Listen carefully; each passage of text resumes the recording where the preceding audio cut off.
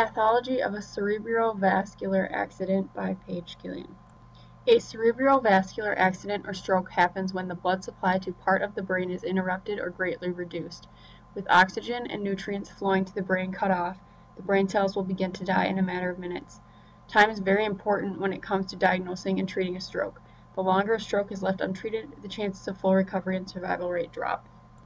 There are three types of cerebrovascular accidents: ischemic stroke, hemorrhagic stroke, and transient ischemic attack or mini-stroke. A stroke can be caused by a blocked artery. This is considered an ischemic stroke. There are two different kinds of ischemic strokes. The first is thrombotic stroke. This kind of stroke occurs when a blood clot forms in one of the arteries that supplies blood to the brain, cutting off that blood supply, causing brain damage. The second is embolic stroke. This kind of stroke occurs when a blood clot forms in another area of the body and becomes dislodged. This clot then travels to the brain and becomes lodged, causing brain damage. This type of blood clot is referred to as an embolus. A clot can be caused by plaque that builds up in the arteries and restricts blood flow. A stroke can also be caused by the leaking or bursting of a blood vessel. This is considered a hemorrhagic stroke. There are two different kinds of hemorrhagic strokes: intracerebral hemorrhage and subarachnoid hemorrhage. An intracerebral hemorrhage happens when a blood vessel in the brain ruptures and blood spills into the surrounding brain tissue, damaging the brain cells. The other part of the brain that this ruptured vessel supplied blood to is also damaged due to the lack of blood flow. A subarachnoid hemorrhage happens when an artery on the surface of your brain ruptures and blood fills the space between your brain and your skull. As blood continues to fill this space, it puts pressure on your brain. If the pressure isn't relieved, brain damage or death can occur. A transient ischemic attack or mini-stroke is caused by temporary blockage of blood flow to the brain. A mini-stroke usually lasts less than 5 minutes and usually causes no permanent damage. Mini-strokes don't have long-lasting symptoms because the blockage is only temporary. People that have had a mini-stroke are more at risk to have a full-blown stroke later in life. There are several lifestyle choices that can increase risk of stroke, including obesity, physical inactivity, alcohol abuse, cigarette smoking, and drug abuse. Medical factors that can increase risk of stroke are high blood pressure, high cholesterol, diabetes, cardiovascular disease, atrial fibrillation, birth control pills, and some hormone therapies. Other risk factors include people with a family history of stroke, people over the age of 55 have a greater risk of stroke, African Americans have a greater risk of stroke than people of any other race, and women have a higher risk of stroke than men. Symptoms of stroke are confusion, difficulty understanding speech, sudden severe headache, trouble seeing in one or both eyes, vision may suddenly become blurred, blackened, or doubled, trouble walking, loss of balance, paralysis or numbness of the face, arm, or leg, usually on one side of the body. There are specific physical signs of stroke that can be evaluated using a system called FAST. Start with looking at the person's face.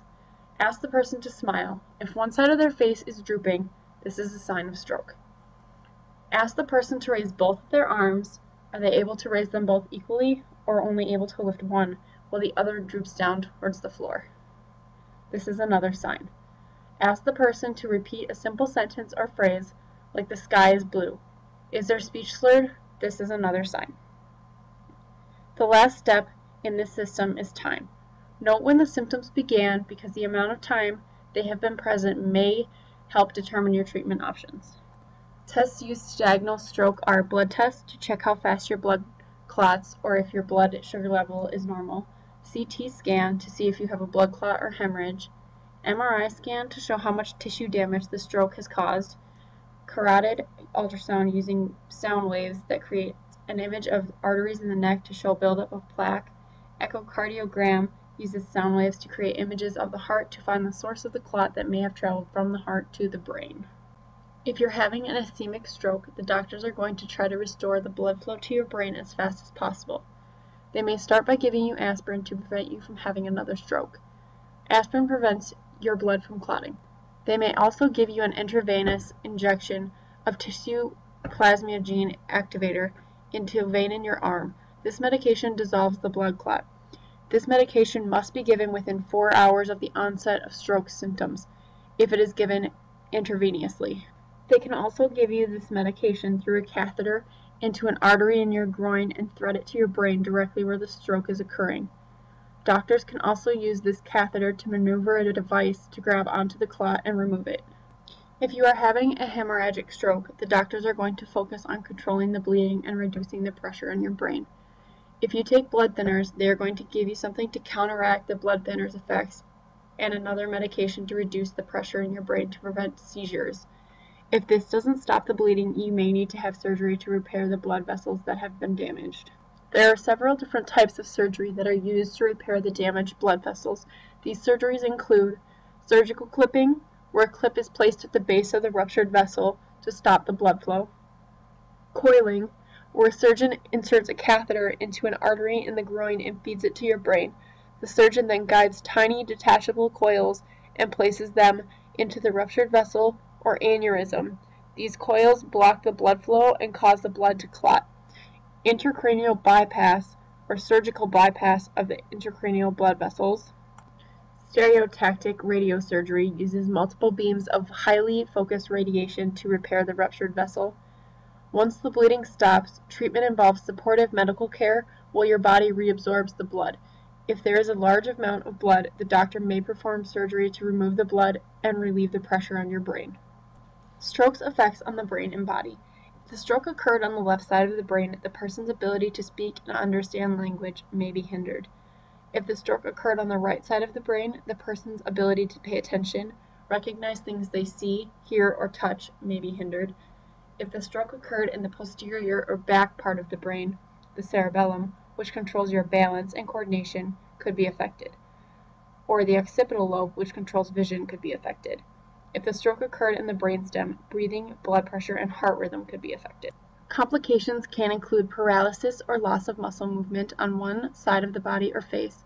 Physical therapy may help regain some use of the affected parts of the body, but sometimes full function cannot be regained. Loss of control of muscles in the mouth and throat, which can make it difficult to talk or swallow. Trouble understanding speech, reading, and writing. Memory loss, difficulty thinking, making choices, or controlling emotions. Some people that have had a stroke experience pain, strange feelings, or sensations. They may also become depressed, withdrawn, and impulsive. References for this presentation are as follows. Thank you for watching.